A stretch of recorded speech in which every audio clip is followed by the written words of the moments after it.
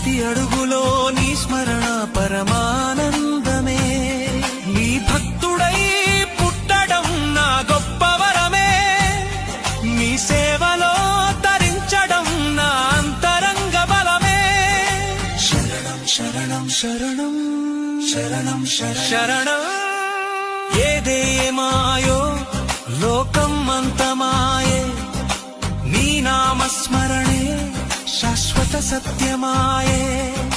నేటి నుండి నేను స్వామి సేవకుడిని, నీ దివ్య సన్నిధిలో లీనమైన శిశువుని. కార్తీక సోమవారం నీ